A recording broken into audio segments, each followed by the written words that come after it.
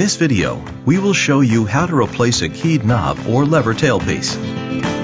First, put your key in the cylinder and ensure it is in the unlocked position. Place the end of a paper clip through the hole in the bottom of the outside knob or lever and slide off lever. Remove key or cylinder, noting which side of the key faces you.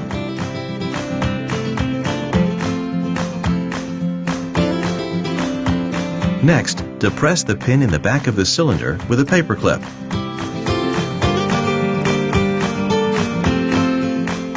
Turn the cap counterclockwise and remove the old tailpiece. Next, replace it with the new tailpiece. Hand tighten knurled cap in clockwise direction. Then turn it counterclockwise 1 notch.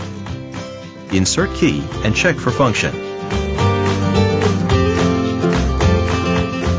Next, install the new cylinder in the knob or lever.